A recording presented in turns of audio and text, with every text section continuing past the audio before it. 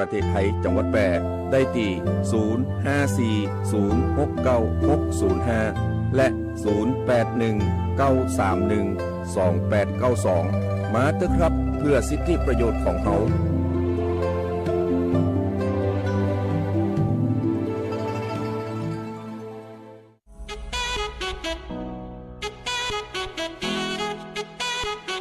ขับไม่ดื่มดื่มไม่ขับอย่าลืมนะคะ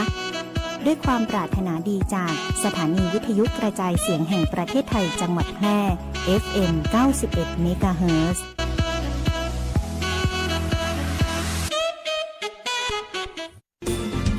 วิทยุแห่งประเทศไทยจังหวัดแพร่ FM 91 เมกะเฮิรตซ์ให้ความรู้คู่ความสุข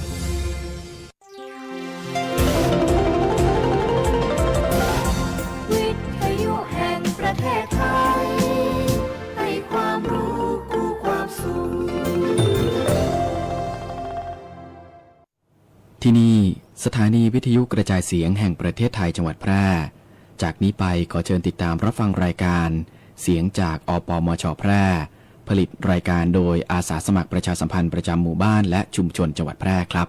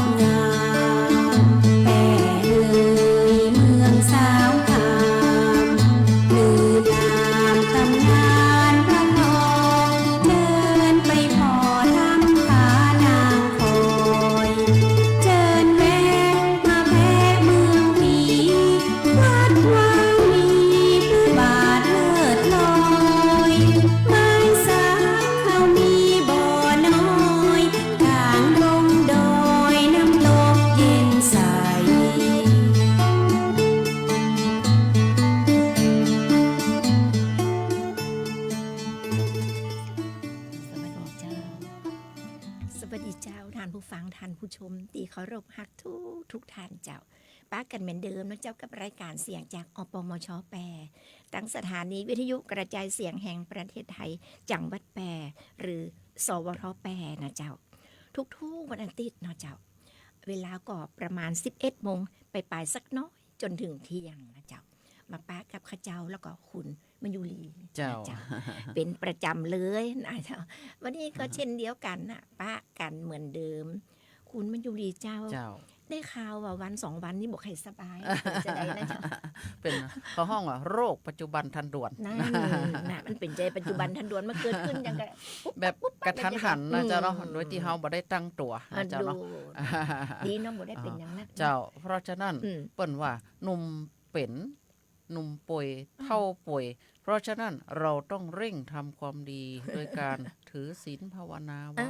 นะเจ้าเนาะมันเข้าวัดเข้าวาสวดมนต์ภาวนานะเจ้าเนาะเจ้าต้องถือศีลเนาะเข้าวัดเข้าวาอย่างที่คุณมันดูรีว่าแล้วก็ต้องดูแลสุขภาพด้วยนะเนาะ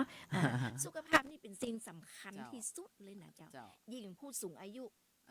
นะช่วงนี้อากาศหนาวยังเย็นอยู่เนาะอากาศหนาวเย็นอยู่ก็ต้องรักษาสุขภาพกันแต่นะเจ้าข้าเจ้านี่ก็เป็นเหมือนกันนะเป็นวัดเป็นไอก็เพิ่งจะหายนี่เหมือนกันนะเจ้า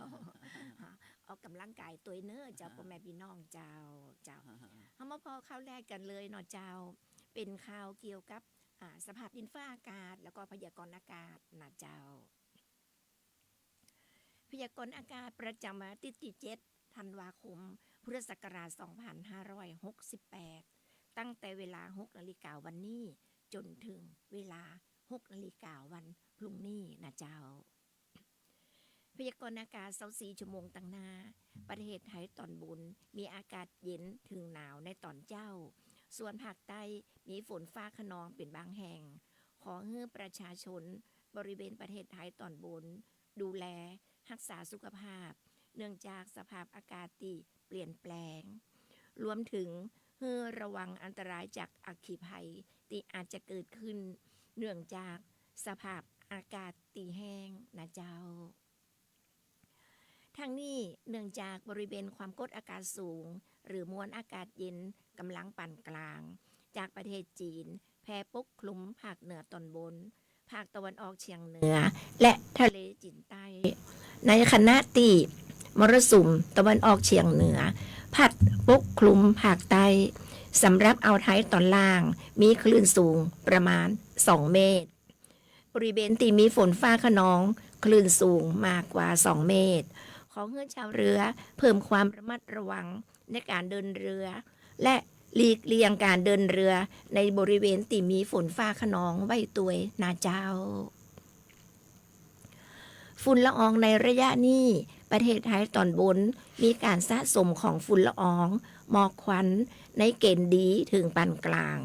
เนื่องจากลมตีพัดปกคลุมมีกำลังแหงรวมถึงมีฝนเกิดขึ้นบางพื้นที่พยากรณ์อากาศบริเวณภาคเหนืออากาศเย็นถึงหนาวในตอนเจ้าโดยมีฝนเล็กน้อยเป็นบางแห่งอุณหภูมิต่ำสุด15 ถึง 20 องศาเซนเซียสอุณหภูมิสูงสุด29 ถึง 33 องศาเซนเซียสบริเวณยอดดอยอากาศหนาวถึงหนาวจัดอุณหภูมิต่ำสุด6 ถึง 12 องศาเซนเซียสลมตะวันออกเฉียงเหนือความเร็ว10 ถึง 15 กิโลเมตรต่อชั่วโมงพยากรณ์อากาศบริเวณจังหวัดแปรอากาศเย็นกับมีหมอกในตอนเจ้าโดยมีฝนเล็กน้อยเป็นบางแห่งทัศนวิสัย 0.1 ถึง 10 กิโลเมตรลมตะวันออกเฉียงเหนือความเร็ว10 ถึง 15 กิโลเมตรต่อชั่วโมงอุณหภูมิสูงสุดที่สถานีอุตุนิยมวิทยาแปรตะวันนี้วัดได้ 33.1 องศาเซนเซียสอุณหภูมิต่ำสุดที่สถานีอุตุนิยมวิทยาแปรแต่เจ้านี่วัดได้ 19.3 องศาเซนเซียสคาดว่าอุณหภูมิสูงสุดบ่ายวันนี้ประมาณ33 องศาเซนเซียสคาดว่าอุณหภูมิต่ำสุดเจ้าวันพรุ่งนี้ประมาณ18 องศาเซนเซียสบริเวณยอดดอยอากาศหนาวถึงหนาวจัดอุณหภูมิต่ำสุด13 องศาเซนเซียสวันนี้ดวงอาทิตย์ตกเวลา 17:43 นาทีวันพรุ่งนี้ดวงอาทิตย์ขึ้นเวลา 6:39 นาทีก็ต้องขอบคุณสถานีอุตุนิยมวิทยาแปรตีเปิ้นฮื้อข้อมูลมานะเจ้าติดตามกันอยู่เนาะเจ้าติดตามกันทางสวทเฮานะเจ้าเนาะเจ้าก่อนจะมาถึงข่าวศูนย์ต่อต้านข่าวปลอมประเทศไทยนะเจ้าเนาะเฮาก็มาถึงเรื่องวันนี้เป็นวันที่7คล้ายวันประสูติสมเด็จพระเจ้าลูกเธอเจ้าฟ้าพัชรกิติยาภานเรนทิราเทพยวดีกรมหลวงราชสารินีสิริพัชรมหาวัชรราชธิดาก็เนื่องในวันคล้ายวันประสูติก็ขอให้พระองค์ทรงพระเจริญนะเจ้าเนาะเจ้าทรงพระเจริญยืนนานนะเจ้าหายจากอาการประชวรเร็วๆนะเจ้าเจ้าเฮามาก็มาถึงเรื่องศูนย์ต่อต้านข่าวปลอมประเทศไทยเตือนภัยโจรออนไลน์หลอกทำใบขับขี่คนต่างดาวระวังสูญเงินและข้อมูลส่วนบุคคลนะเจ้าเนาะศูนย์ต่อต้านข่าวปลอมประเทศไทยเตือนโจรออนไลน์หลอกทำใบขับขี่คนต่างดาวระวังสูญเงินและข้อมูลส่วนบุคคลโดยนางสาวชุชาดา สร้างแทนทรัพย์นะเจ้าเนาะโฆษกกระทรวงดิจิทัลเพื่อเศรษฐกิจและสังคมหรือดีนะกล่าวถึงข่าวที่เกี่ยวกับการให้บริการของหน่วยงานรัฐที่มีผลกระทบต่อประชาชนอันดับหนึ่งเรื่องทำใบขับขี่ที่ถูกกฎหมายแบบเร่งด่วนสำหรับคนต่างดาวผ่านเพจรับทำใบขับขี่แบบถูกกฎหมาย 100% กระทรวงตรวจสอบแล้วพบว่าเป็นเพจปลอมของกลุ่มมิจฉาชีพที่แอบอ้างรับทำและจัดหาใบขับอนุญาตขับขี่มาต้องอบรมหรือทดสอบนะแค่จ่ายเงินก็รอรับใบอนุญาตขับรถได้ติดบ้านเลยนะโดยขออย่าหลงเชื่อนะเจ้าเนาะเพราะอาจจะได้รับใบขับขี่ปลอมระวังสูญเสียเงินข้อมูลส่วนตัวและผิดกฎหมายตัวทั้งนี้การขอรับใบอนุญาตขับรถทุกชนิดขอผู้รับใบอนุญาตขับรถต้องดำเนินการด้วยตัวเองทุกขั้นตอนที่สำนักงานขนส่งต่ออันถ้าเห็นการโฆษณาแบบนี้ขอให้ท่านสันนิษฐานว่าเป็นมิจฉาชีพแน่นอน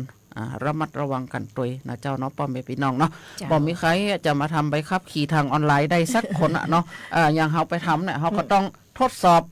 สมรรถภาพร่างกายนะสายตาเนี่ยเจ้าเนาะต้องอบรมด้วยนะต้องอบรมเนาะต้องอบรมในเวลาของเปิ่นตัวเนาะเดี๋ยวเขาอบรมกี่วันหรือครึ่งวันกันกี่วันที่เป็นจะระบุมาเลยนะเจ้าอบรมแล้วต้องมีการสอบด้วยนะสอบเดี๋ยวนี้มันมีสอบข้อเขียนด้วยก็เจ้าสอบข้อเขียนด้วยหรือว่าสอบปฏิบัติทั้งข้อเขียนและข้อปฏิบัติภาคปฏิบัติเนาะภาคปฏิบัตินี่ก็บางครั้งบางทีก็ยากอยู่เหมือนกันนะถ้าสมมุติว่าสายตาเขาบอดสีเนาะเปิ้นก็บ่สามารถจะให้เขาผ่านได้นะตรวจสุขภาพตัวเนาะตรวจสุขภาพโดยเขาต้องมีใบรับรองแพทย์ไปด้วยถูกต้องเจ้าเนาะเป็นตาบอดสีขึ้นมาไปคับถึงสีแยกหันไฟแดงเป็นไฟเขียวไฟเขียวเป็นไฟแดงอันนี้เล่นเหรอเจ้าแต่บอดสีนะเปิ้นจึงเขากังไปเกาะเนาะแล้วเขาแลซ้ายแลขวาแล้วก็เปิ้นจึงเขาตอบว่าซ้ายขวาน่ะเป็นสีอะไรอย่างด้วยนะพอดีของปีมีตลอดชีพก็เลยจะครั้งเดียวก็เลยจบเลยก็สบายไปเจ้าต่อไปเขาเป็นมาพอข่าวช่วงนี้อากาศเย็นอากาศแห้งแล้งนะหน้าหนาวนี่เนาะอากาศแห้งแล้งฟืนไฟเขาก็อู้กันมาตลอดเนาะทุกอาทิตย์นะเขามาย่ำเตือนกันเนาะเขาเป็นห่วงเป็นใยว่าหน้าแล้งหน้าหนาวมาอากาศแห้งแล้งนะฟืนไฟเนาะก็ต้องระวังกันไว้นะคุณมิยุรีช่วงนี้ก็มีไฟไหม้มันนะจังหวัดแปรเนาะจังหวัดแปรหรือว่าจังหวัดอื่นๆก็มีไฟไหม้กรุงเทพก็สดๆร้อนๆมานี่ก็บ่เหมือนนี้นะเจ้าเนาะต้องระมัดระวังกันแล้วนี่เนาะต้องระมัดระวังก็เหมือนกับข่าวอันนี้เหมือนกันนะเจ้าอันนี้ก็เป็นข่าวไฟไหม้เนาะข่าวไฟไหม้นี่กติบอกตะกี้นะมันเกิดหน้าเกินนะเจ้าอันนี้เกิดขึ้นถ้าไฟไหม้แล้วนะคุณมันอยู่ดีเพิ่นบอกว่าความเสียหายเจ้าหรือความสูญเสียก็จะเกิดขึ้นเนาะจะเกิดขึ้นบ่มีที่ไหนว่าไฟไหม้แล้วบ่มีความเสียหายบ่มีความสูญเสียนี่เป็นไปบ่ได้นะเจ้าถึงกับที่เปิ้นบอกว่าไฟไหม้ครั้งเดียวเนี่ยเปิ้นบอกว่าโจรขึ้นบ้าน10ครั้ง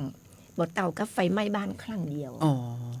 โจรขึ้นบ้านนี่มันบ่จีบ้านจองห้องหอฝาบ้านก็อย่างนี้มันจะบ่ได้เอาไปน่ะเนาะบ่จะเอาไปอย่าเอาเครื่องใจเอาเงินเอาทองตาลน่ะแต่ไฟไหม้นี่ในพริบตาเดียววอดมุดเลยนะฮะเหลือแต่ที่เท่าเหลือแต่ที่เท่าเหลือแต่เท่าทานนะเจ้าแล้วก็บางครั้งกับความสูญเสียก็เกิดขึ้นมาพอเช่นไรนี่นะเจ้าไรนี่นะเป็นบอกว่าไฟไหม้แล้วเนี่ยนะยังเกิดความเสียหายเกิดขึ้นแน่นอนเนาะท่านผู้ฟังท่านผู้ชมเจ้ามาพอกันเลยเนาะเจ้าว่าข่าวที่ข้าเจ้าจะอูในวันนี้นะเจ้าเปิ้นบอกว่าเมื่อวันที่2 ธันวาคมที่ผ่านมานี่นะเจ้าเวลาก็ประมาณ3 ทุ่มไปถึง4 ทุ่มบางคนก็เขารับเขานอนกันแล้วนะโอ้เป็นช่วงที่กำลังจะรับแล้วนะจะรับจะนอนกันบางคน2 ทุ่มก็เขารับละเนาะ2 ทุ่มก็เขารับอันนี้ก็3-4 ทุ่มกันลังอาจจะรับเหมาะนั่นจะรับเหมาะเนาะเวลาก็ประมาณ3 ทุ่มไปถึง4 ทุ่มเกิดไฟ ไฟไหม้นะเจ้าไฟไหม้ขึ้นที่บ้านเลขที่122หมู่ที่5ตำบลร่องฟองอำเภอเมืองจังหวัดแปร่นะเจ้าพอเจ้าหน้าที่เปิ่นได้รับรายงานเนาะเจ้าเนาะเปิ่นก็ขจายฟังเลยนะเจ้าขจายฟังประสานรถดับเพลิงจากอบต.ตำบลร่องฟอง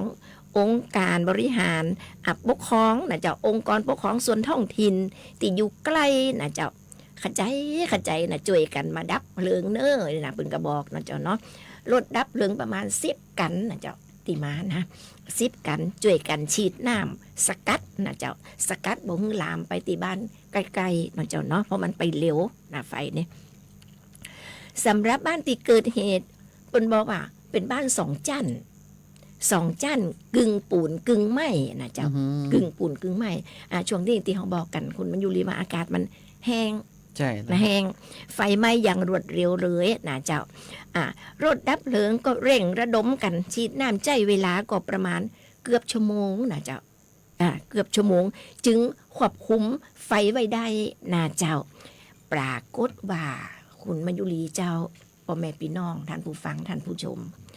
ปรากฏว่าบ้านเนี่ยได้รับความเสียหายวอดเกือบทั้งหลังแต่ฟังดีๆนะเจ้าเป็นตีน่าสลดหดหูหัวใจเป็นยังยิ่งเลยนะเจ้าพอเจ้าหน้าที่เปิ่นเข้าไปพอกระปะผู้เสียชีวิตโอ้โหคุณมันยุรีปะพุนเสียชีวิต1 รายนะเจ้าก็คือนายจิงเมืองอุ่นอายุ60 ปีเจ้าคนแก่แล้วนะเนาะผู้สูงอายุแล้วนะ60 ปีนี่นะเจ้าซึ่งเป็นเจ้าของบ้านนอนคว่ำหน้าเสียชีวิตอยู่บริเวณจั่นแรกของบ้านเปิ่นอาจจะวิ่งออกมาค่ะหรือว่าสำลักควันไฟก่อหรือว่าพอบ่หันหนตางมันมืดไปกะอย่างที่นี่เนาะเฮาก็บ่ฮู้ในเหตุการณ์นั้นเปิ่นก็มาเสียชีวิตอยู่หน้าบ้านเปิ่นจั่นแรกจั่นหนึ่งนั่นน่ะเปิ่นอาจจะวิ่งออกมาบ่ตันเนาะเจ้าเนาะจริงๆแล้วนะปกตินั่นน่ะนายจริงนี่เปิ่นจะอยู่กับเมียเปิ่น2 คนผัวเมียนะเจ้าบังเอิญช่วงนั้นน่ะเมียเปิ่นก็ไปนอนอยู่บ้านพ่อแม่เปิ่นได้ 2-3 วันแล้วนี่นะเปิ่นก็นายจริงนี่ก็อยู่บ้านคนเดียวนะอยู่บ้านคนเดียวพอเกิดเหตุไฟไหม้ขึ้นมาก็เลยเสียชีวิตคนเดียวคิดว่าถ้าเมียเปิ่นอยู่มันก็บ่แน่เนาะคุณมันอยู่ดีเนาะอาจจะเมียเปิ่นแหมกออีกแล้วนี่ก็เป็นบุญนะเจ้าเป็นบุญของเมียเปิ่นที่บ่ได้อยู่ในวันนั้นนะเจ้าเนาะก็เป็นเอ็นดูนะเจ้าเอ็นดูเปิ่นไต้หวันนะเจ้าตอนนี้นะเจ้าสำหรับสาเหตุเนาะสาเหตุที่ไฟไหม้บ้านครั้งนี้นะเจ้าหน้าที่ตำรวจเปิ่นก็กำลังพิสูจน์หลักฐานอยู่นะเจ้าหน้าที่ตำรวจพิสูจน์หลักฐานกำลังติดตามแล้วก็ตรวจสอบอยู่นะเจ้าติดตามตรวจสอบอยู่ว่าเป็นจะได้ถึงเกิดไฟไหม้ขึ้นมาอีนะเจ้าเนาะอาจจะเป็นไฟฟ้าลัดวงจรก็อย่างนั้นนะเนาะแล้วแต่เนาะเดี๋ยวตำรวจเปิ่นก็ตรวจสอบออกมาได้นะเจ้าจะดูเจ้าก็ขอแสดงความเสียใจเลยเนาะแล้วก็จะได้ก็ดีก็ขอให้ทุกท่านตรวจสอบสายไฟที่ว่าท่านบางครั้งบางทีท่านสร้างบ้านมาเมินแล้วเนาะแล้วก็ท่านก็ใจมาเมินแล้วนะหลาย10 ปีละนะตอนที่ท่านใจอยู่เนี่ยข้างแรกเนี่ยเครื่องใจไฟฟ้าอาจจะบ่เยอะเต่าที่ควรนะแล้วก็เฟสของสายไฟเนี่ยอาจจะเส้นน้อยเนาะพออยู่เมินเข้าเนาะหมู่เฮานี่ก็พอมีสตางค์ขึ้นก็ซื้อเครื่องใจไฟฟ้าเพิ่มมากขึ้นเนาะเพื่อความสะดวกสบายเพื่อความสะดวกสบายแล้วสายไฟเนี่ยอาจจะบ่เพียงพอเนาะการใจหรือว่าบางครั้งเนี่ยก็มันอาจจะเก่าเนาะอายุมันหมดอายุแล้วไอ้แน่เนาะท่านก็มีพอมีสตางค์ก็เปลี่ยนกันผ่องเนาะอันไหนที่ควรเปลี่ยนกับเปลี่ยนนะเจ้าเนาะและบางครั้งเนี่ยการชาร์จแบตเหมือนกันนะเจ้าคุณมายุรีห้ามชาร์จเสียบละไว้นะบางคนเสียบละไว้แล้วก็เล่นไปตัวเสียบละไว้เล่นไปตัวบางครั้งไฟมันหัวเขาบอกเขาบ่หูเนาะมันจะหัวขึ้นมาตอนใดเวลาใดนะเครื่องทำน้ำอุ่นก็เหมือนกันนะอาบน้ำเสร็จแล้วปุ๊บก็ยกคันเอาลงเหียบางคนนี่บางทีบอกเอาคันเอาลงเลยนะเปิดไปคันตลอดเวลาใส่สายดินเนาะใส่อย่างอุ่นนี่นะไหนที่มันกับไอ้กระติกน้ ที่เขาต้มน้ำกินกาแฟมาเจ้าก็กินอย่างมาเจ้า ถ้าเขาบ่ใจแล้วเขาก็ถอดออกเหียเนาะเจ้าเนาะพอมันจะน้อยเป็นห่วงเป็นใยมันจะน้อยเหลียวไปพออย่างสักกัมนะเจ้ามันก็บ่ได้เสียเวลาอย่างมากมายนะเจ้าเนาะเนี่ยยังเกิดขึ้นมาจี้มันก็เดือดร้อนเพิ่นบอกว่าเสียน้อยเสียยากเสียมากเสียง่ายอันไหนคนเปลี่ยนก็เปลี่ยนนะเจ้าบางครั้งมันก็เหตุสุดวิสัยเนาะเพราะว่าบ่มีสตางค์จะเปลี่ยนเนาะใช่มันก็บ่ฮู้จะอู้จะได้เนาะ เจ้าเดี๋ยวเฮาไปเบรกฟังเพลงหรือว่าจะได้ก่อนเบรกสักกัมเจ้าเดี๋ยวเฮาก็จะมาอู้ถึงเจิญจวนเจ้าแป่เฮาเตรียมรับผู้เข้าสอบพนักงานท้องถิ่นกะนักท่องเที่ยวจะเข้ากันเยอะเลยนะเจ้าช่วงนี้นะคุณมัญยุรีเจ้าเมืองแปะคึกคักมากเลยนะเจ้าช่วงนี้เจ้าเบรกสักกัมนะเจ้าเนาะเดี๋ยวช่วงหลังมาฟังข่าวกันต่อเห็นเจ้าเจิญเจ้า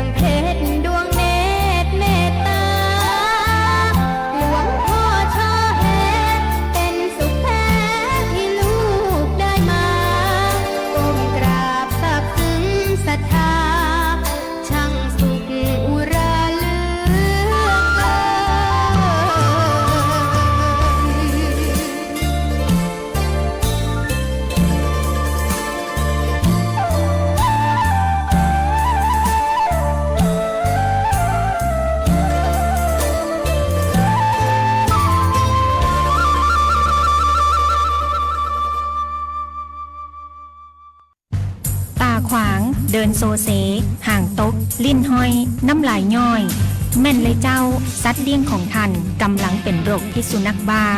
เพื่อบ่ให้มีการสูญเสียชีวิตจากโรคพิษสุนัขบ้าเฮาผู้คนต้องเป็นส่วนหนึ่งในการเฝ้าระวังป้องกันควบคุมและบูรณาการร่วมกันกำจัดโรคพิษสุนัขบ้าให้หมดไปจากประเทศไทยและบ่ได้ลืมว่าสัตว์เลี้ยงลูกด้วยนมกูชนิดเป็นโรคพิษสุนัขบ้าเฮาต้องเฝ้าระวังสัตว์ปลอดโรคขนปลอดภัยจากโรคพิษสุนัขบ้าก่อนจะฟังสปอตนี้เราอยากให้คุณทำใจดีๆเชื่อไหมว่ามีประกันภัยที่คุ้มครองการเสียชีวิตสูญเสียอวัยวะหรือทุพพลภาพในราคาแค่หลักร้อยแล้วไงนอกจากนี้ยังคุ้มครองดูแลค่าใช้จ่ายในการจัดงานศพในกรณีที่เสียชีวิตจากการเจ็บป่วยด้วยให้จริงดิทั้งหมดนี้อัตราเบี้ยประกันภัยแค่200ต่อเดือนเหรอถูกดีนะต่อปีอ้าวช็อกไปซะแล้วประกันภัย200ราคาถูกซื้อที่ไหนคุ้มครองเท่ากันรับเกิน100ให้ประกันภัย200กับคนที่คุณรักโดยสำนักงานคปภ.สายด่วนประกันภัย1186โรคซึมเศร้าเกิดจากความผิดปกติของสมองในส่วนที่มีผลกระทบต่อความคิดอารมณ์ความรู้สึกพฤติกรรมรวมถึงสุขภาพทางกายแต่คนส่วนใหญ่มักจะนึกถึงแค่เพียงอาการหรือสภาพจิตใจที่เปลี่ยนไปจึงคิดว่าโรคซึมเศร้าเกิดจากความผิดหวังได้รับการกระทบกระเทือนทางจิตใจแต่ในความเป็นจริงแล้วโรคซึมเศร้าเป็นโรคที่เกิดจากความไม่สมดุลของสารสื่อประสาทจำเป็นที่จะต้องได้รับการรักษาจากจิตแพทย์และต้องบำบัดอย่างถูกวิธีหรืออาจจะต้องใช้ยาในการรักษาร่วมด้วยลองสังเกตตนเองและคนรอบข้างสักนิดว่าเข้าข่ายเป็นโรคซึมเศร้าหรือไม่ด้วยความปรารถนาดีจากสำนักงานประชาสัมพันธ์ที่ 3 กรมประชาสัมพันธ์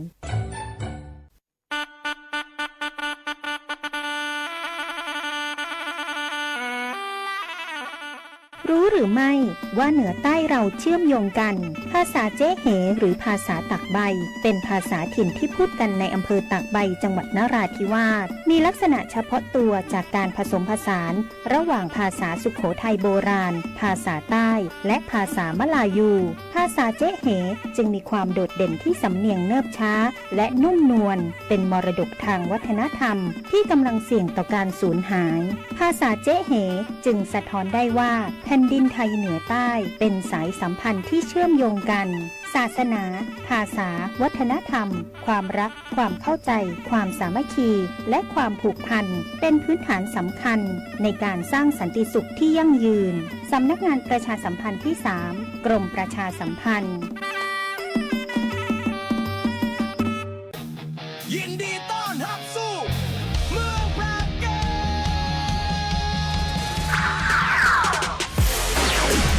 จังหวัดแพร่ขอเชิญร่วมเป็นเจ้าภาพที่ดีร่วมต้อนรับนักกีฬาจาก15จังหวัดภาคเหนือร่วมชมร่วมเชียร์การแข่งขันกว่า45ชนิดกีฬาในการเป็นเจ้าภาพจัดการแข่งขันกีฬาเยาวชนแห่งชาติรอบคัดเลือกภาค5ครั้งที่41เมืองแพร่เกมระหว่างวันที่22ถึง31มกราคม2569นี้และการแข่งขันกีฬาอาวุโสแห่งชาติรอบคัดเลือกภาค5ครั้งที่8เวียงโกไสเกมระหว่างวันที่15ถึง22กุมภาพันธ์2569พลาดไม่ได้กับพิธีเปิดการแข่งขันสุดยิ่งใหญ่ตระการตาในวันพฤหัสบดีที่22มกราคม2569ณสนามกีฬาองค์การบริหารส่วนจังหวัดแพร่ติดตามข่าวสารการแข่งขันได้ที่เพจ Facebook เมืองแพร่เกมและเพจเวียงโกไสเกม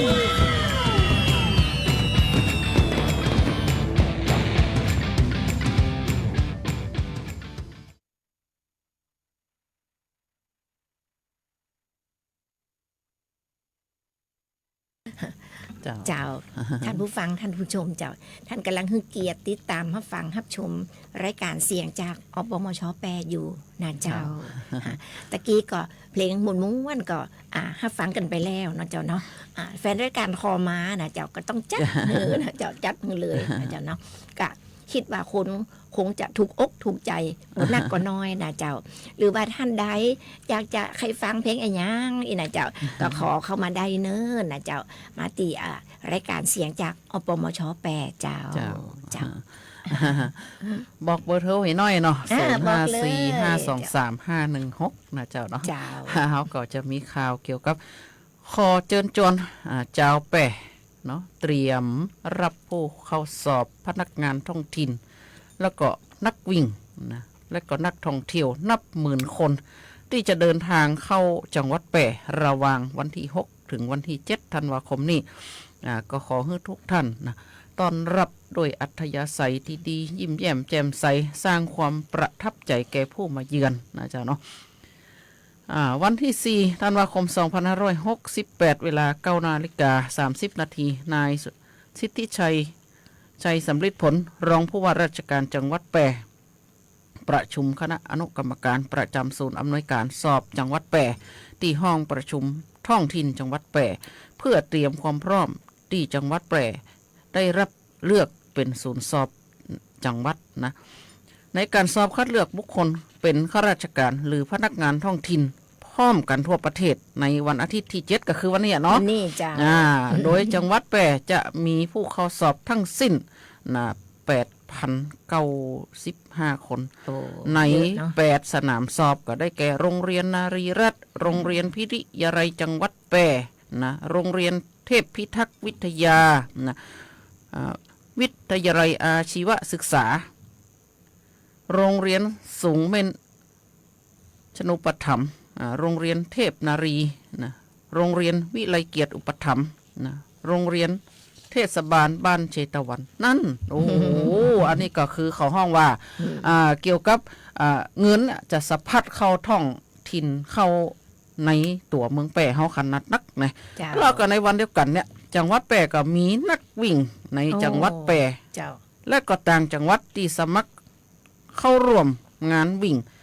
แพร่ซุปเปอร์ฮาล์ฟมาราธอนนะวิ่งฝ่าสายหมอกเพื่อโรงพยาบาลแปะเกือบ 3,000 คนนะคณะเดียวกันในช่วงดังกล่าวเนี่ยจังหวัดแพร่ก็อยู่ในระหว่างงานมหกรรมของดีจังหวัดแพร่และงานกาชาดจังหวัดแพร่ปี 2568งานดอกไม้สีสันสวยงามเมืองแพร่และมหกรรมไฟล้านดวงนะที่สนามกีฬาองค์การบริหารส่วนจังหวัดแพร่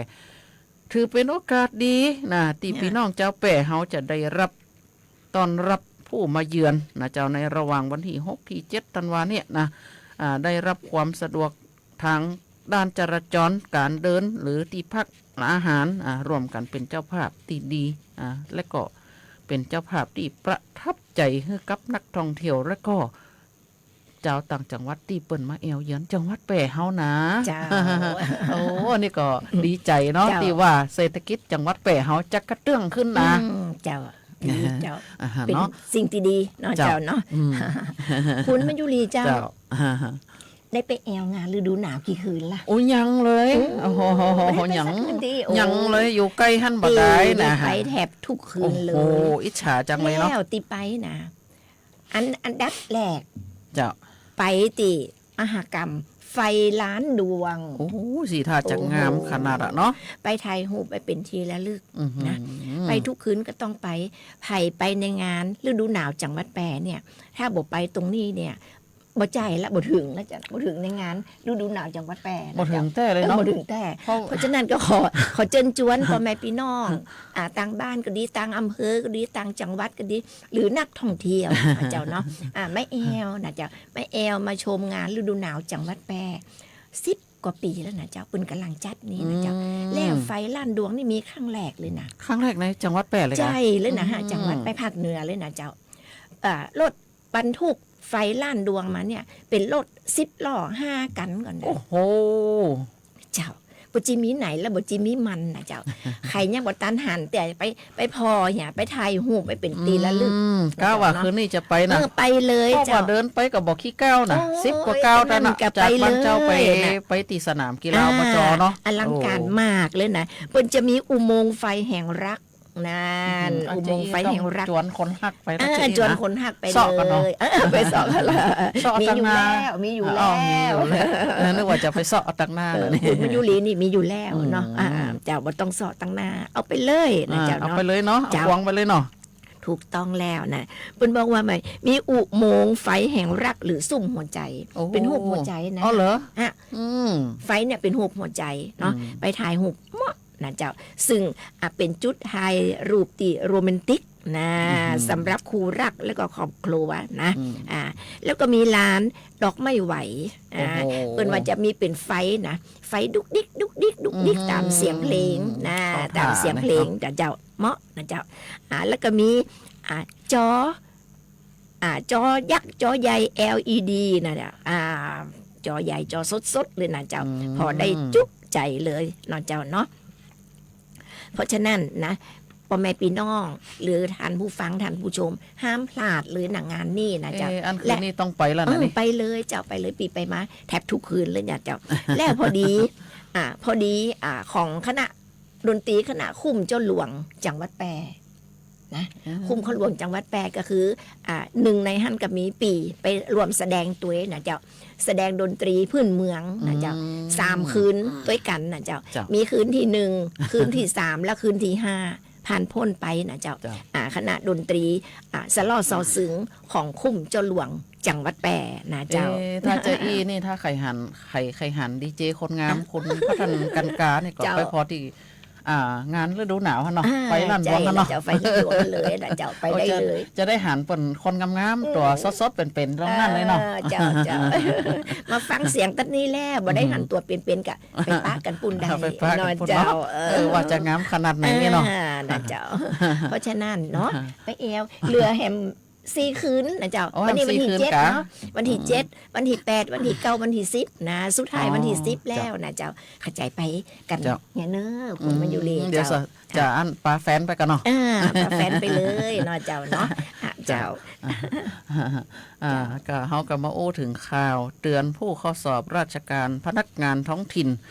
ระวังตกเป็นเหยื่อตกเบ็ดแอบอ้างเรียกรับเงินจากการสอบหากตรวจสอบแล้วนะเจ้าหน้าที่รัฐเกี่ยวข้องสั่งให้ดำเนินคดีทั้งทางแพ่งและอาญาและถูกไล่ออกจากราชการนะเจ้าเนาะวันที่5ธันวาคม2568เวลาบ่ายโมงครึ่งนายชัยชิตชัยสำริดผลรองผู้ว่าราชการจังหวัดแปรพร้อมโดยนายชินกรดีสุยาท้องถิ่นจังหวัดแปรและคณะอนุกรรมการประจำศูนย์อำนวยการสอบจังหวัดแปรลงพื้นที่โรงเรียนที่ได้รับเลือกเป็นศูนย์สอบแข่งขันบรรจุบุคคลเป็นข้าราชการและพนักงานท้องถิ่นจังหวัดแปรประจำปี2568จำนวน8แห่งเพื่อประสานและอำนวยความสะดวกให้แก่มหาวิทยาลัยผู้จัดสอบเตรียมความพร้อมของสนามเพื่อให้การสอบที่จังหวัดแปรเป็นไปโดยความเรียบร้อยขณะเดียวกันมหาวิทยาลัยที่ดำเนินการจัดสอบก็ได้เชิญเจ้าหน้าที่สำนักงานปปชจังหวัดและภาคีเครือข่ายป้องกันต่อต้านการทุจริตเข้าร่วมสังเกตการทุกสนามสอบพร้อมทั้งฮือส่วนราชการรัฐวิสาหกิจนายอำเภอองค์กรปกครองส่วนท้องถิ่นในจังหวัดแปรประชาสัมพันธ์เตือนติดตามหาข่าวเกี่ยวกับการทุจริตสอบแข่งขันการแอบอ้างหรือหลอกลวงผู้สมัครตลอดจนข่าวลือที่เกี่ยวข้องกับการทุจริตสอบแข่งขันในครั้งนี้อย่าได้ให้ผู้สมัครสอบเนี่ยหลงเชื่อตกเป็นเหยื่อของผู้แอบอ้างตกเบ็ดเรียกรับเงินจากผู้สมัครสอบนะจ๊ะเนาะหากพบพิรุธทุจริตในการสอบจะตัดสิทธิ์ผู้เข้าสอบทันทีหากมีเจ้าหน้าที่ของรัฐเข้าไปเกี่ยวข้องจะถูกดำเนินการทางกฎหมายทั้งอาญาและทางแพ่งลงโทษทางวินัยร้ายแรงหรือการถูกสั่งให้พ้นจากตำแหน่งโดยบ่มีข้อยกเว้นนะเจ้าเนาะอันนี้ก็บดีเนี่ยเนาะการอันอย่างที่ทุจริตมันกระตึงบดีนะเจ้าเนาะถ้าหากว่าท่านมั่นใจในการสอบครั้งนี้เพราะท่านเตรียมตัวมาดีแล้วเนาะใช่แล้วจ้ะท่านอ่านหนังสือมาดีแล้วนะท่านก็บ่ต้องไป หาหมู่นี่เนาะ จ้ะ ท่านจะ พอเฮาฮู้มาล่วงหน้าแล้วจะก็ว่าจะ ท่าน สอบมาได้จะส ท่า อน บ เข้าไป ตอนไหน สอบแล้วท่านจะ อ่า บ่ได้เป็นพนักงานข้าราชการ จ้ะ หรือพนักงานท้องถิ่นนะท่านจะโดนตัดสิทธิ์ทันทีทันใดเลยนะเจ้าเนาะ ต้องแน่นอนอยู่แล้ว จ้ะ เนาะแล้วกันมันจะมีประวัติเสียนะเจ้า เจ้า คุณมายุรี เจ้า มีประวัติเสียถ้าคุณไปสมัครที่ไหนไปสอบที่ไหนเขาก็จะมีตัวแดงขึ้นมานะ เจ้า คนนี้โกงการสอบหรือทุจริตในการสอบที่ผ่านมาเองนะ เจ้า เขาก็จะกาไว้หันเนาะแน่ไว้หัน เจ้า เนาะ มาเขาก็มาถึงช่วงใกล้ท้ายรายการแล้วนะ ทำเล็กสักคำก่อน เดี๋ยวก่อนเนาะเขาขออนุญาตเข้าต่อไปเลยดิ มาใช่ขออนุญาตทักทายแฟนรายการทั้งที่เปิดฟังทั้งคืนสวท91นะทั้ง8จังหวัดที่เปิด8อำเภอที่เปิดฟังเฮานี่แล้วก็รอบๆจังหวัดนี่กะ ตั้งจังหวัดก็มี ตั้งจังหวัดก็มีนะที่เปิดฟังทางเพจ Facebook แล้วก็ทางหน้า Facebook หนูนี่เขาก็จะมาตักทายเปิดก่อนกะเนาะ ขอบคุณปัญญาน้อยเนาะ ข เจ้า อบ เนาะ คุณปัญญาน้อยหนึ่ง เดี๋ยวเขาก็จะได้อู้กันยาวไปเลยนะ เจ้า สวัสดีค่ะคุณการจนาอันนี้เปิดหับฟังตังเจียงแสน อันนี้สวัสดีเจ้าคุณใส่น้ำไม่ไหลคืน คุ นะ ณยุรีจังแสนจังให้หนาวก็ถามเปิ้น โอ้ เจ้า เนาะเดี๋ยวจะได้ถาม กี่องศา ก่อนนะ สวัสดีค่ะคุณปวีนานะสวัสดีค่ะคุณพี่สุรีรัตน์นะสวัสดีค่ะคุณป้าจำนงอันนี้สวัสดีเจ้าคุณยุพาอันนี้ฝังมาจากปุ้นนะตำบลจันจ้วแม่จันบ่นะ โอ้แฟนรายการเฮานี่นะ สวัสดีค่ะคุณสุวรรณาผู้ทองนะคุณพี่สุวรรณาผู้ทองนะสวัสดีค่ะคุณพัฒนาโพธิมูลนะโอ้ยขอบคุณจัดนักจัดหลายนะคุณพัฒนาเนาะแล้วก็ขอบพระคุณนะผอ.สวทผอ.กัมปนาทพอจิตนะเจ้าหน้าที่เปิ้นแบ่งเวลาจัดสถานที่ให้หมู่เฮาได้มามีรายการในวันนี้แล้วก็ขอบพระคุณเจ้าหน้าที่ที่เปิ้นคุมเสียงเลยเนาะ เจ้า ท่านผู้ฟังท่านผู้ชมอยากจะได้มีข่าวก็ดี หรือว่าอยากใครได้ยินเพลงอะไรยังอยากจะขอเข้ามาก็ขอมาได้เจ้าเนาะข่าวต่อไปเป็นข่าวอย่างนะคุณมยุรีเจ้า อ๋อกำเดียวเฮาก็จะมีข่าวเกี่ยวกับจังหวัดแปะเนี่ยผู้ว่าจังหวัดแปะเนี่ยเปิ่นมอบเงินเยียวยาให้แก่ผู้ประสบอุทกภัยในพื้นที่ตำบลป่าแมดนะที่ได้รับความเสียหายจากอิทธิพลของพายุบัวรอยนะโอ้จื่อมันก็งามเนาะ วันที่3ธันวาคม2568เวลา 9 โมงครึ่งที่สำนักงานเทศบาลตำบลป่าแมดอำเภอเมืองแปะจังหวัดแปะนายสมชัยเลิศประสิทธิพันธ์ผู้ว่าราชการจังหวัดแปะเป็นประธานมอบเงินเยียวยาให้แก่ผู้ประสบอุทกภัยในจังหวัดแปะในพื้นที่ตำบลป่าแมดนะเจ้าเนาะซึ่งได้รับความเสียหายจากอุทกภัยอิทธิพลของพายุบลอยนะจังหวัดแปะได้อนุมัติจ่ายเงินทดรองราชการในอำนาจของผู้ว่าราชการเพื่อช่วยเหลือผู้ประสบด้านการดำรงชีพตามระเบียบกระทรวงการคลังว่าด้วยเงินทดรองราชการเพื่อช่วยเหลือผู้ประสบภัยพิบัติกรณีฉุกเฉินโดยมีผู้ได้รับการเยียวยาเหลือรวม2ตำบลจำนวน171รายรวมเงินทั้งสิ้น 578,630 บาทผู้ว่าราชการจังหวัดแปะได้กล่าวให้กำลังใจพี่น้องประชาชนที่ได้รับผลกระทบจากพายุบลอยซึ่งสร้างความเสียหายให้กับหลายครัวเรือนพร้อมทั้งฝากย้ำให้ประชาชนตระหนักถึงภัยธรรมชาติโดยเฉพาะช่วงฤดูฝนเนื่องจากจังหวัดแปะบ่มีพื้นที่กักเก็บน้ำขนาดใหญ่ทำให้มีความเสี่ยงต่อสถานการณ์น้ำหลากในทุกปีพร้อมทั้งเสนอแนวทางแก้ไขระยะยาวเจ้าการขุดลอกลำน้ำการพัฒนาทางน้ำเบี่ยงเหมือนกับข้อห้องรันเวย์นั่นนะเนาะเพื่อเพิ่มประสิทธิภาพการระบายน้ำลดผลกระทบเมื่อเกิดอุทกภัยนะเจ้าเนาะมันก็เหมือนเฮาสร้างถนนรันเวย์อย่างนั้นนะเนาะเปิ้นบอกว่าสร้างทางพลันเวย์น้ำไหลได้สะดวกเนาะอันนี้ก็เฮาต้องเรียนรู้อยู่กับธรรมชาติให้ได้เนาะทุกปีมันจะเกิดขึ้นทุกปีนะใจละเจ้าเกิดทุกปี ทางภาคเหนือของเขาก็ย่ำแย่แต่เขาพอตั้งใจซ้ำย่ำแย่ก็เขาก่อนนะคุณยูรีน่าเอ็นดูนะเจ้าตอนนี้เป็นยังบางบ้านยังล่างบ้านบ่เซ็ตเตือนนะฮะเปื่อนส่งมาฮื้อพอบ่เรือยังเลยนะรถนี่ไปหมดรถมอเตอร์ไซค์3 กันไปหมดรถเก่งก็ไปหมดเขาบอกว่าบ่มีอย่างเหลือสักอย่างแล้วเหลือแต่ชีวิตก็ยังดีเนาะเหลือชีวิตมาสิ่ง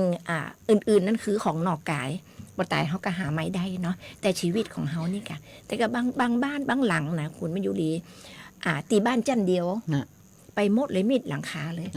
ตายยกครัวก็มีแต่ถึงแม้นว่าจะเหลือแต่ชีวิตแต่สุขภาพจิตก็สำคัญนะแต่เขาก็เยียวยากันไปเนาะเจ้าเนาะก็เยียวยากันไปนะเจ้าบ้านเฮากะท่วมตั้งใจกะท่วมเพราะฉะนั้นนะเจ้าเนาะก็ต้องดูแลระวังกันไว้แล้วก็คนไทยบ่แรงน้ำใจนะช่วยเหลือหน่วยกู้ภัยก็หลายนักเลยนัดหลายจังหวัดที่ไปช่วยทางภาคใต้นะคะก็ขอเป็นกำลังใจให้เนาะเป็นกำลังใจให้สู้ๆนะเจ้าเป็นกำลังใจให้นะสำหรับวันนี้พอเวลาแล้วไหลหลังมาก็คือเวลาหมดนะช่วงสุดท้ายของรายการแล้วนะเจ้าช่วงสุดท้ายแล้วนะเจ้าเนาะก่อนจากกันในวันนี้นะเจ้าข้าเจ้าก็ขอขอบคุณท่านผู้ฟังท่านผู้ชมที่ได้ติดตามรับฟังรับชมรายการเสียงจากอปมช.แปโดยดีเสมอมานะเจ้ากราบขอบคุณเจ้าหน้าที่สวท.แปที่เคารพรักทุกคนนะเจ้าที่ได้ชี้แนะสิ่งที่ดีๆแล้วก็อำนวยความสะดวกให้กับรายการเสียงจากอปมช.แปโดยดีเสมอมาเช่นกันนะเจ้าสำหรับวันนี้เวลาหมดเวลาเห็นแล้วข้าเจ้าพัฒนันกันกาข้าเจ้ามายุรีเครือใจเจ้าต้องนำรายการเสียงจากอปมช.แปกราบคืนไปก่อนนะเจ้าปะกันใหม่อาทิตย์หน้านะเจ้าเนาะสำหรับวันนี้ขอบคุณแล้วก็สวัสดีเจ้าสวัสดีเจ้า